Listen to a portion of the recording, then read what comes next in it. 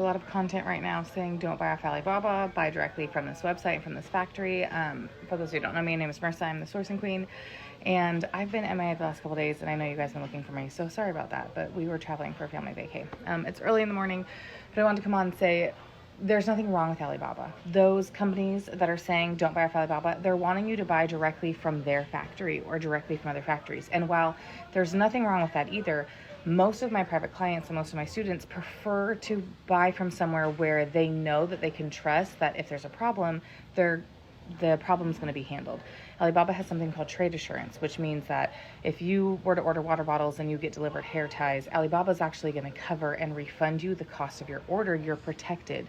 Now, there might be some sort of protections on standalone websites, but again, you would just have to trust that website. It's like the difference between shopping off Etsy or Faire and then shopping off somebody's standalone website. You just don't know what can happen. So while I'm not saying that you can't trust these websites, you can't trust these factories that are advertising, that's not what I'm saying at all. I'm sure that they're great companies. I'm sure they're great websites.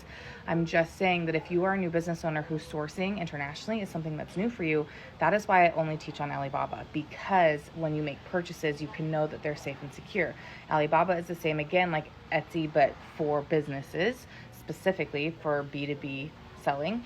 And yes, there are retailers and there are middlemen on Alibaba. There's also factories and manufacturers, which is exactly why I teach through a process that I call conversation vetting, how to weed out the retailers and the middleman in my school and how to find the factory manufacturer. That is what I teach, because yes, these influencers on TikTok are correct. There are wholesalers on Alibaba. You are getting ripped off on Alibaba. Now, even though the pricing seems crazy compared to the pricing you're used to, you still can get ripped off. But that's because you just have to know how to find the actual factory manufacturer, which I will teach you. Lastly, I've been saying this for the last few weeks with everything that's going on. I just need people to kind of pause and take a break. I know there's so much scarcity and confusion and terror. The reality is these tariffs are not sustainable. And so it's my belief that this is going to be kind of like a temporary situation. I do think that everybody should look into sourcing. I do think that it's a skill set that as a business owner you should learn. So I am very prejudiced towards that.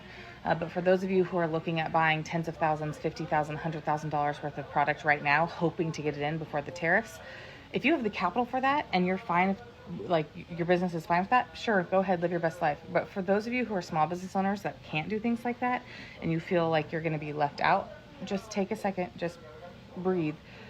We're going to get through this. We're going to be fine. But like I said, I do highly encourage learning how to source. But I'm also biased towards that because I teach that and I live it.